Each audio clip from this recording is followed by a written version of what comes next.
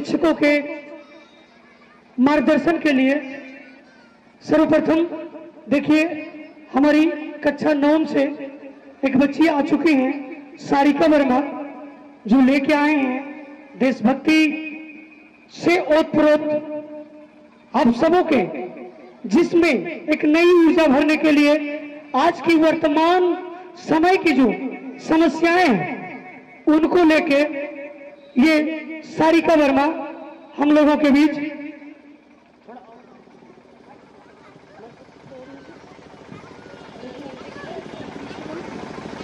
Action नहीं होगा। काश मेरी जिंदगी में सरहद की कोई शाम आए, काश मेरी जिंदगी में सरहद की कोई शाम आए, मेरी जिंदगी मेरे वतन के काम आए। ना खौफ है मौत का, ना खौफ है मौत का, ना आरजू है जन्नत की, लेकिन जब कभी जिक्र हो शहीदों का, काश मेरा भी नाम आए, काश मेरा भी नाम आए। माननीय मुख्य अतिथि, आदरणीय शिक्षकगण और मेरे प्यारे देशवासियों, मैं सारिका वर्मा कक्षा 9वीं से राष्ट्र निर्माण और देश प्रेम पर कुछ शब्द कहना चाहूंगी। आजादी का लौ तो 1857 में ही जल चुकी थी, जो मशाल बनकर 1947 में हमारे देश को आजाद कराया। आजादी के पूर्व देशभक्ति के मायने कुछ और हुआ करती थी और आजादी के बाद कुछ और हुआ करती है। मैं नहीं मानती कि साल में 2 बार हाथ में तिरंगा ले लेना या राष्ट्रगान के 52 सेकंड में सिर्फ खड़े हो जाना देशभक्ति है। मैं नहीं मानती कि सिर्फ और सिर्फ 2 बार हाथ में तिरंगा ले लेना या किसी भी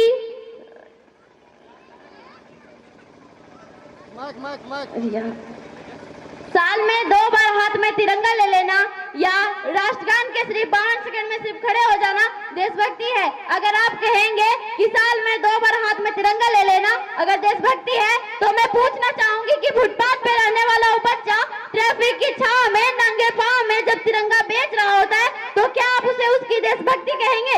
यह उसकी देशभक्ति नहीं बल्कि उसकी पेट की भूखी हो सकती है, जो उसे ऐसा करने पर मजबूर करता है। क्योंकि न मस्जिद को जानते हैं न शिवालों को जानते हैं, न मस्जिद को जानते हैं न शिवालों को जानते हैं, जो पेट के भूखे होते हैं ना जनाब, वो सिर्फ और सिर्फ निवालों को जानते हैं, सिर्फ और सिर्फ भोजन के निवालों को जानते हैं। राष्ट्र निर्माण, राष्ट्रवाद से भी ऊपर उठकर मन में जो भाव आए वो है देशभक्ति। अपने परिवार, समाज और देश के लिए समर्पण का भाव है देशभक्ति। धर्म और नियुक्ता को पछाड़कर ईमानदारी से किया गया हर काम है देशभक्ति। ईमानदारी से किया गया हर काम है देशभक्ति। हमारा यह देश पहले ही शहीदों के लहू से सिंचित किया जा चुका है। अब उसे सरहद पर बहते हुए खून की नहीं बल्कि हर एक नागरिक के नसों में बहते हुए खून की आवश्यकता है। इसे आवश्यकता है कि नए पौध की, जिसका एक एक पल, एक एक फूल देश के चरणों में अर्पित हो। यही कल्पना और संकल्पना का नाम है देशभक्ति। यूं कहा जा सकता है कि मुझे तोड़ लेना वनमाली, उस पथ पर देना तुम फेंक, मातृभूमि पर शीश चढ़ाने, जिस पथ जाए वीर अनेक, जिस पथ जाए वीर अनेक। हमारा आज हमें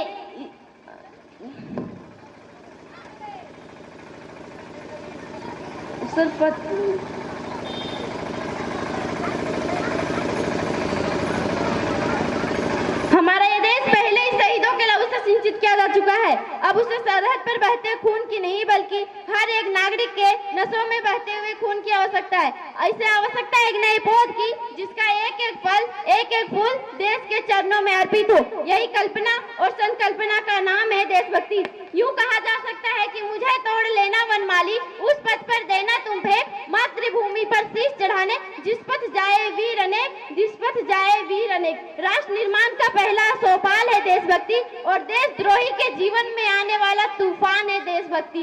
ताकि ताकि एक देशद्रोही भी समझ सके कि अगर तू परिंदा है तो ये आसमान तेरा है, अगर तू दरिंदा है तो ये शमशान तेरा है।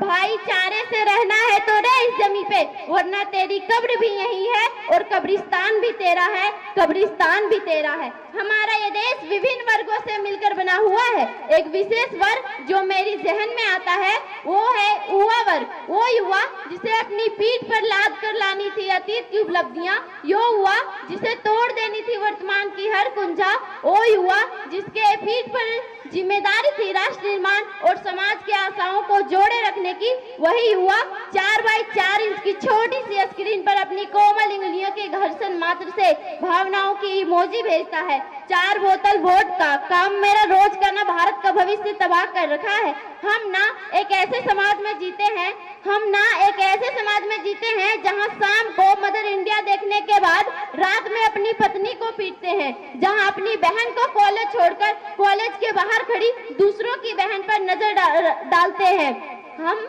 जहां अपनी माँ के हर काम को ना बोलकर उन्हें ना मोलने वाली के मुंह पर एसिड फेंकने के उद्देश्य से घर से बाहर निकलते हैं। और यही कारण है कि आज भी महिला सुरक्षा के मामले में हम लोग चौथे स्थान पर आते हैं। हमारे इस समाज में महिला को आरक्षित नहीं बल्कि संरक्षित होने की आवश्यकता है, क्योंकि जो महिला बेलन चला सकती है वो बेशक मानिए कलम भी चला सकती है और सरकार भी चला सकती है, क्योंकि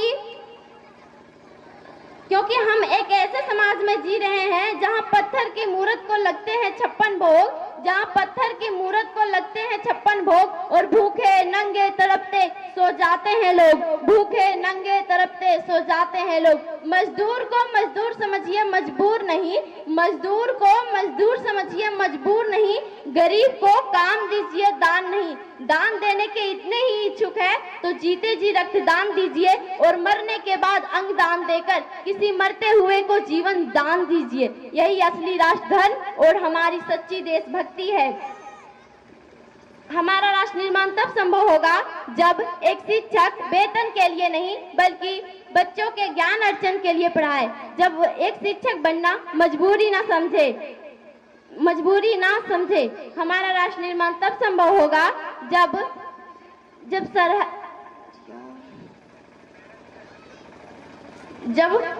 बड़े बड़े सपने देखने के लिए भरी भरी जेबों की आवश्यकता नहीं पड़ेगी। कहा जाता है राष्ट्र का उदय और राष्ट्र का अस्त दोनों ही शिक्षकों के हाथ में होगा। हमारा राष्ट्र निर्माण तब संभव होगा जब एक शिक्षक वेतन के लिए नहीं बल्कि अपितु ज्ञान अर्जन के लिए पढ़ाए। लोकतंत्र की आत्मा कही जाने वाली मीडिया, अखबार और समाचार, इन्हीं आंखों से देखा, जाना, समझा और परखा जाता है। अफसोस तो मुझे तब होती है जब एक विशेष मुद्दा सुबह की चाय की चुस्की के साथ शुरू तो होता है लेकिन अगले दिन पुराना अखबार बन जाता है। अफसोस तो मुझे तब होता है जब एक विशेष मुद्दा हेडलाइन हो जाती है और किसी चर्चित व्यक्ति की छींक भी हेडलाइन हो जाती है, जहां शाम के 6 बजे ये चर्चा हो रहा होता है कि साईं बाबा हिंदू थे या मुस्लिम। हमारा राष्ट्र निर्माण तब संभव होगा जब मीडिया अन्याय के खिलाफ मजबूत तरह से आवाज उठाएगा, जब किसी सरकारी नीति की वाहवाही और विरोध करने से पहले उसका आकलन और अवलोकन करना जनता को सिखाएगा। हम ना एक ऐसे समाज में जीते हैं जहां पत्थर की मूरत को लगते हैं 56 भोग, जहां पत्थर की मूरत को लगते हैं 56 भोग और भूखे नंगे तड़पते सो जाते हैं लोग, भूखे नंगे तड़पते सो जाते हैं। जहां हम ये समझ नहीं पा रहे हैं कि हम गंगा को पूजित कर रहे हैं या प्रदूषित।